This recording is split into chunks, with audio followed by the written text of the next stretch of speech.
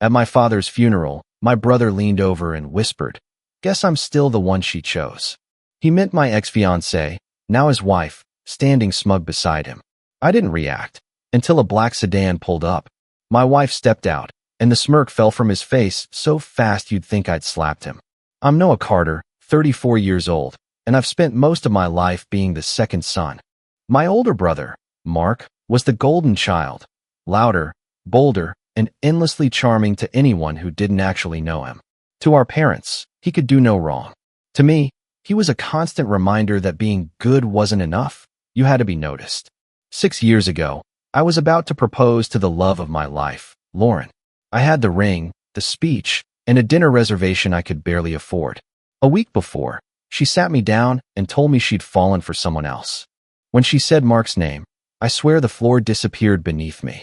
They moved in together 3 months later. I cut all contact. No texts, no calls, nothing. My parents insisted family is family, but what they really meant was Mark comes first. I buried myself in work, climbed my way into a leadership role at a small logistics tech firm, and rebuilt a life that had no room for either of them. Then last month, Dad died. Lung cancer. We'd all seen it coming, but it still hit hard. I came to the funeral early, hoping to stay unnoticed in the back. Black suits, gray skies, perfect for the mood I was in.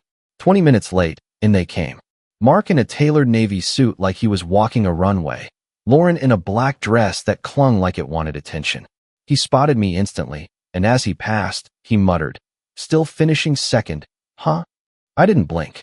Instead, I looked toward the door as the black sedan pulled up. Out stepped my wife, Harper, poised, composed, wearing a fitted charcoal coat and the kind of quiet confidence you can't fake. She walked straight to me, kissed my cheek, and took my hand like it belonged there. Mark's smirk cracked. Lauren's eyes narrowed just enough to give her away. Harper was everything Lauren pretended to be, intelligent, grounded, and genuinely kind. And Mark knew exactly who she was. Everyone did. She'd been on the cover of a major business magazine last year for scaling her startup to a national brand. The ceremony started, but Mark kept glancing back at us like he was seeing his own reflection shatter. I didn't need to say a word. The real storm was coming later, at the reception. It was held at my parents' old house, a place stuffed with forced memories. Mark floated from guest to guest, shaking hands, telling exaggerated stories about Dad's life like he'd been his caretaker instead of a twice-a-year visitor. Lauren stayed glued to his side, but her eyes kept darting toward Harper and me. In the kitchen, Mom was stirring soup on the stove when I walked in. She didn't look up. "You didn't have to bring her," she said. I paused. "You mean my wife? This isn't a competition, Noah. It's your father's funeral." I almost laughed. Mark made it 6 years ago. She turned then, spoon still in her hand. "You're still hung up on Lauren? You were barely together a year. Mark loved her. I was going to propose. You knew that. You weren't ready. You never are. Mark goes after what he wants." And just like that, I was 12 again, listening to her praise him for making varsity while telling me to try harder next year. But I wasn't 12 anymore. "Thanks for the advice," I said, and walked out. When the will was read an hour later, Mark was practically vibrating with anticipation. He thought he knew exactly how this would go. He had no idea what Dad had done, and the first bomb was about to drop. The lawyer cleared his throat, flipping open a leather folder. "This is the final will of Thomas Carter, updated and notarized last October." Mark leaned back in his chair with that smug half-smile, like he was just waiting to hear the house, the money, and whatever else slide neatly into his lap. The first item landed like a thunderclap. The Carter residence, valued at $1.9 million, along with all its contents, is bequeathed to Noah Carter. The room went silent. I didn't move, didn't blink. Inside, my pulse spiked. Mark's head snapped toward me. "What?" The lawyer didn't flinch. "This is the final version of the will. All prior versions are null and void." Mom's voice cut in sharply. "That's not right. Thomas promised the house to Mark years ago." "There was a previous draft," the lawyer said, "but your husband replaced it. This is binding."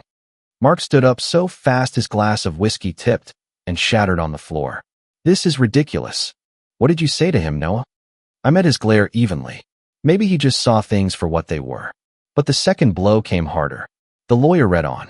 "Stocks, accounts, and Dad's remaining 51% ownership of Carter Logistics, the family business, were to be placed in a private trust controlled by Harper Carter. Mark's jaw dropped. You've got to be kidding me. She's not even family. She is, I said calmly. My wife. The lawyer continued. Mr. Carter expressed admiration for Mrs. Carter's business acumen and wanted the company's voting control in her hands. Mr. Mark Carter retains no shares. It was like watching him take a punch he didn't see coming.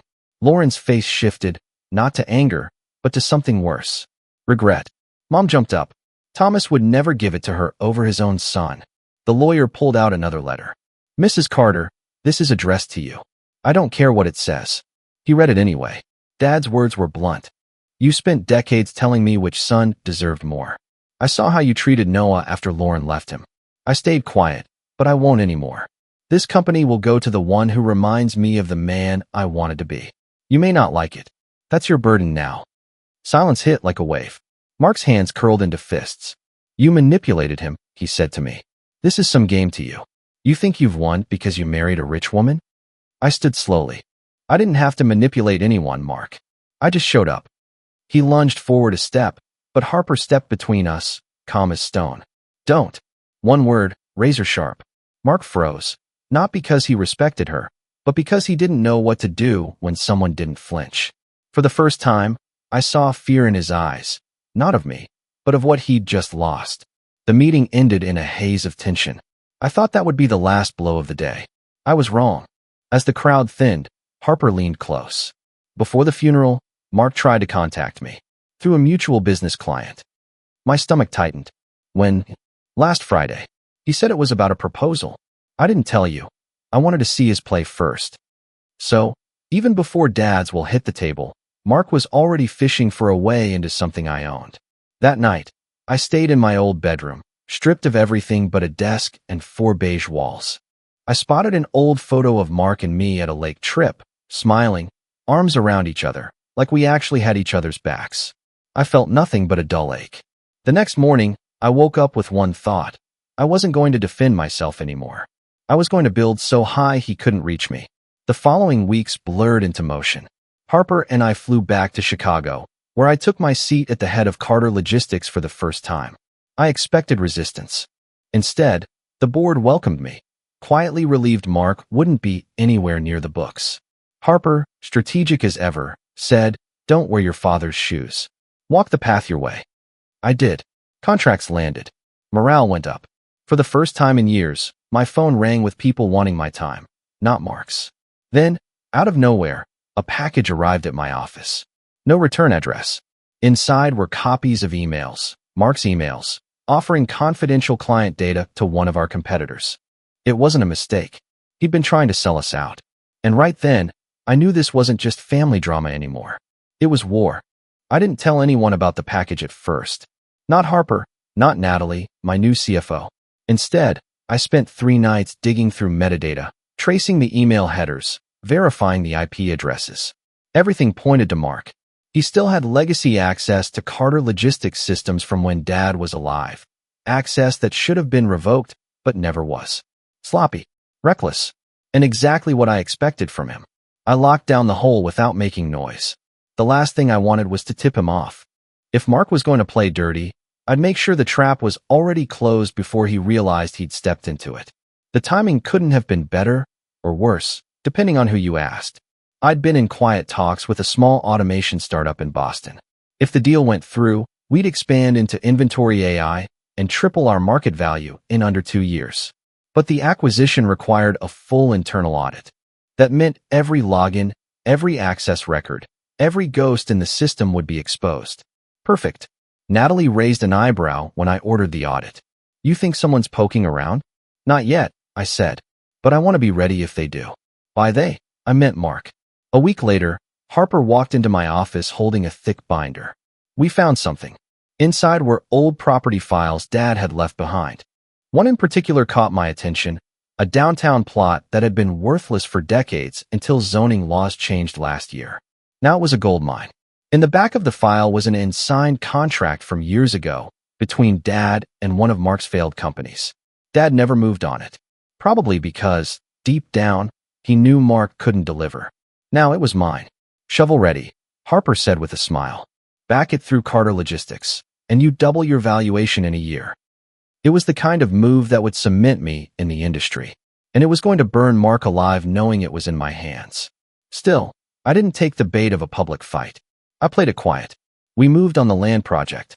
We kept the Boston deal warm, and the audit team kept digging. When the results came in 2 weeks later, I read them 3 times just to be sure. Unauthorized access.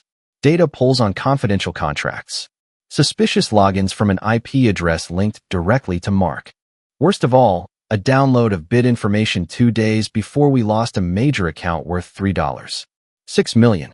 This wasn't just sabotage, it was theft. I scheduled a special board meeting for Monday morning. Mandatory attendance. Legal counsel present. Shareholders with over 5% stake were invited, which meant Mark got the email. He showed up 5 minutes late, of course, wearing a too-tight suit and that same smirk he'd worn at the funeral. Elise wasn't with him.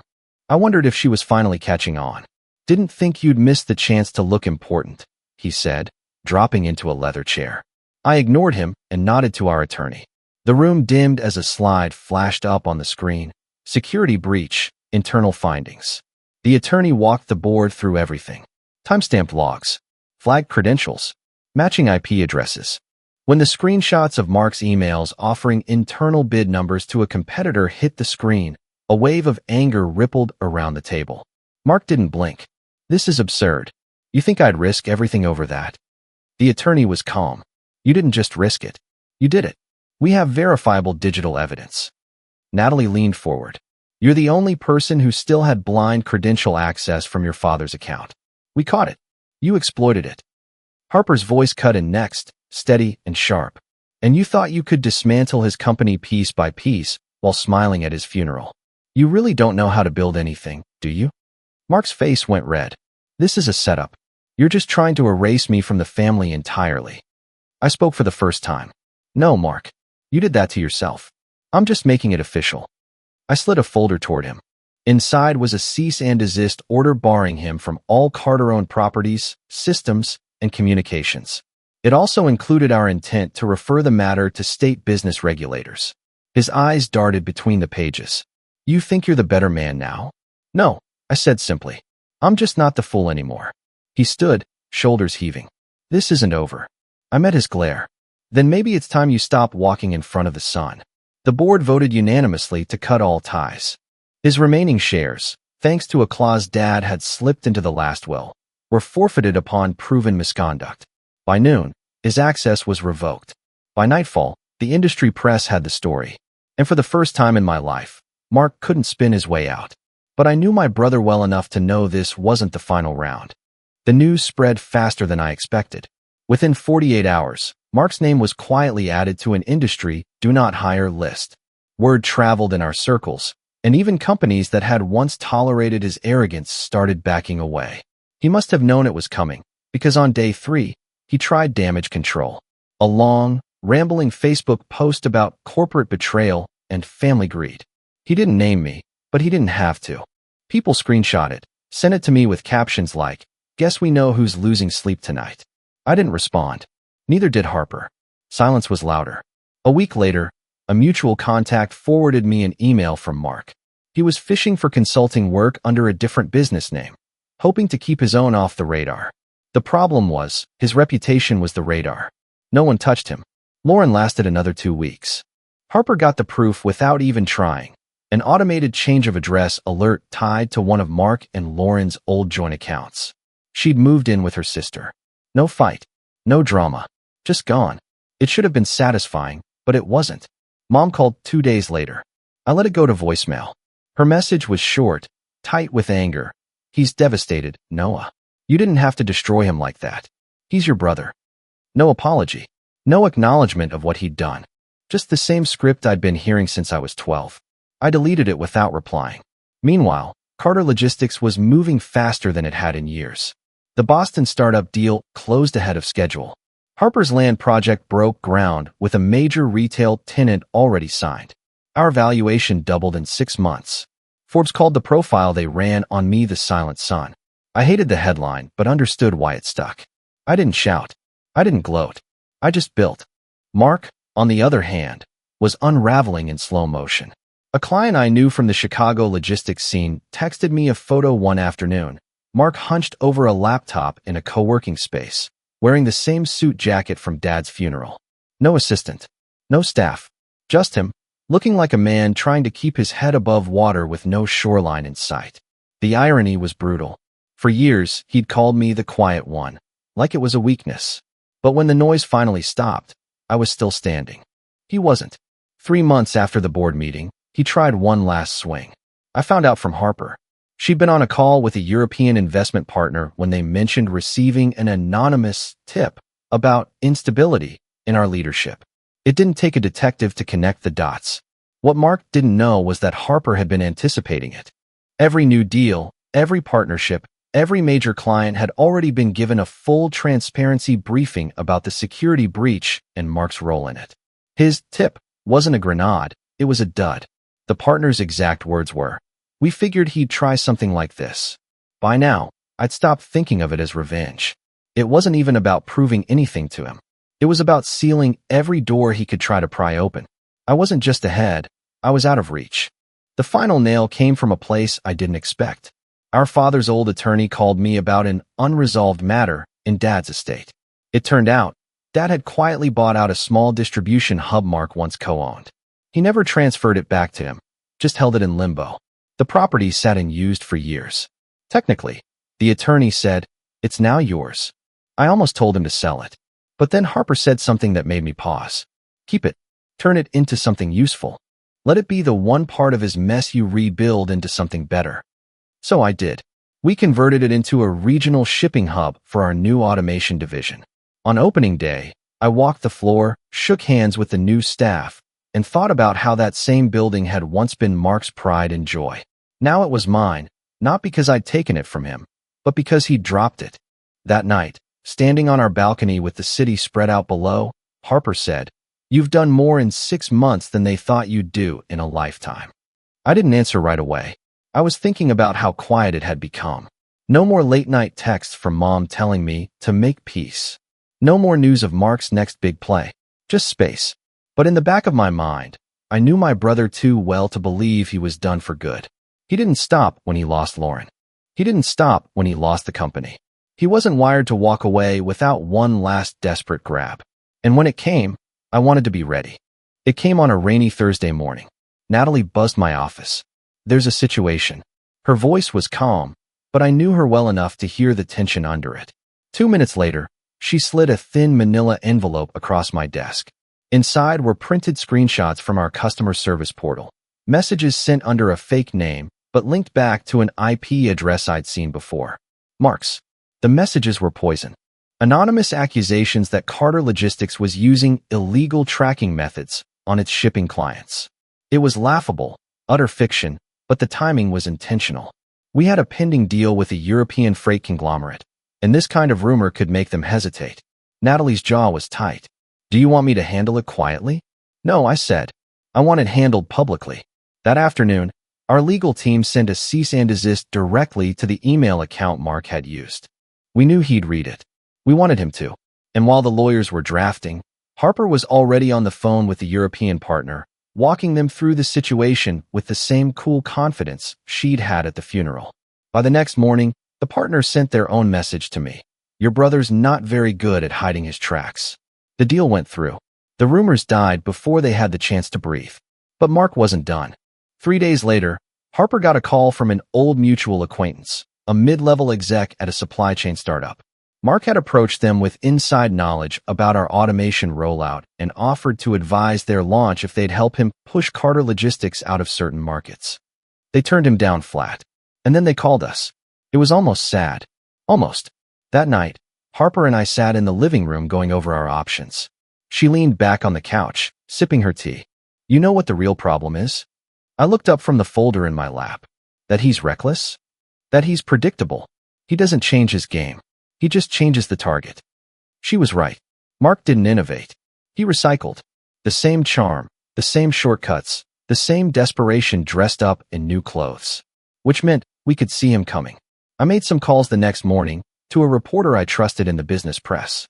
We'd kept the details of his sabotage quiet so far, but that courtesy had expired.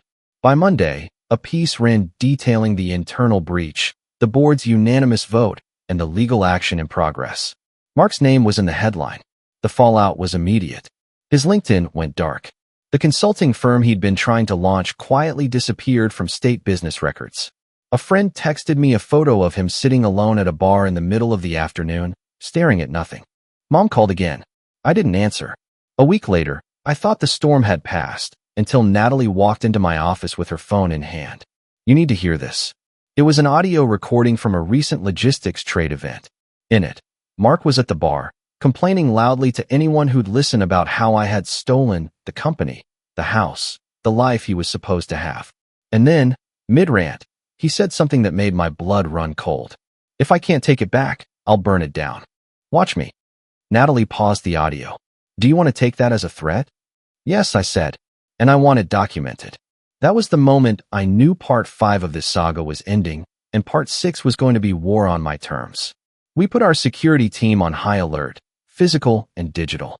Every system, every property, every possible point of vulnerability was monitored. Harper didn't flinch once. She'd been waiting for this kind of move. 3 days later, he tried. It was a Friday night. Harper and I were hosting a small dinner at our condo when I got the alert on my phone.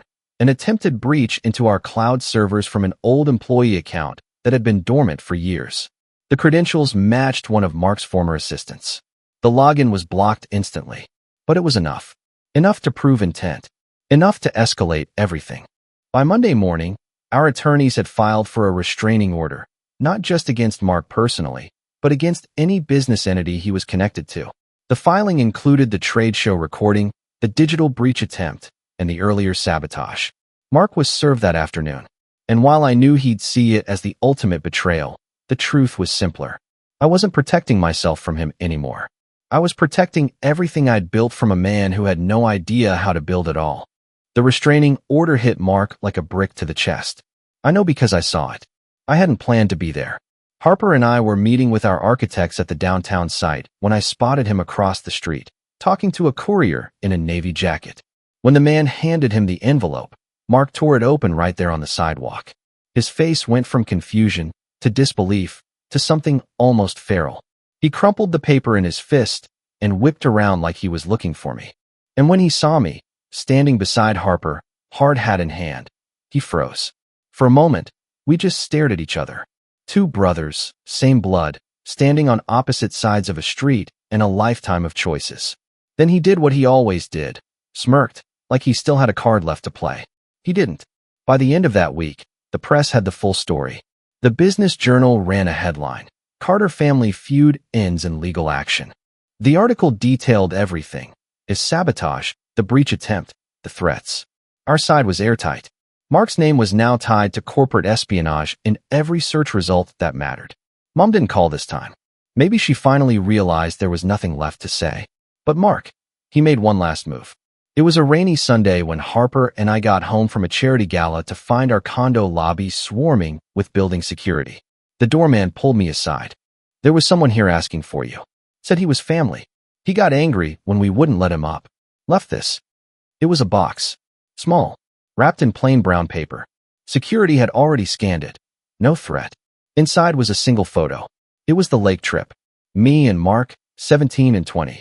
Arms around each other, grinning like idiots. On the back, in thick black marker, he'd written, "We could have built it together." I stared at it for a long time. I thought about all the years I'd wanted exactly that. About how I'd spent my 20s trying to earn his respect, my 30s trying to outrun his shadow. And now here I was, standing on ground I'd built myself, with a life he couldn't touch, still feeling that ache for a brother I never really had. Harper stepped up beside me, reading the words over my shoulder. "You know this isn't about building," she said softly. It never was. He just wanted the crown without the kingdom. I set the photo down and closed the box. Then he's finally got exactly what he built. Nothing. We never heard from him directly again.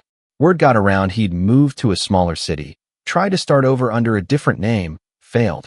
The last update I got was from a former client who spotted him working as a shift supervisor in a warehouse. Not his company. Not even his idea. Just another man clocking in. Meanwhile, Carter Logistics hit record numbers. The Boston AI rollout crushed projections. Harper's downtown project opened to a packed ribbon cutting. We expanded into 3 new countries. And for the first time, the name Carter meant something because of me. One evening, Harper and I stood on our balcony, the city lights shimmering below. She leaned her head on my shoulder. "You didn't just win," she said. "You rewrote the ending." I thought about that for a moment, watching the skyline. She was right. I hadn't destroyed my brother. I'd simply stopped letting him write me out of my own story. And if that's what it took to protect what I'd built, I'd do it all again. But here's the part one keep coming back to. The part that still twists in my chest when I think about that photo in the box. If he'd walked into my office years ago and said, "Let's do this together," I would have said yes. I would have handed him half of everything and meant it. Instead, he chose war. And in war, there's no co-king. There's only the one who walks away standing. So here I am. And somewhere out there, so is he. If it had been you, would you have given your brother one last chance? Or closed the door for good? That's the end of today's story. Did things turn out the way you thought? Or were there some surprises along the way? Share your thoughts in the comments. I'd love to hear what you think. If you enjoyed this journey, don't forget to hit the like button. And if you haven't joined the community yet, now's the perfect time. Subscribe and turn on notifications so you're always the first to catch new stories. Thanks for watching, and I'll see you in the next adventure.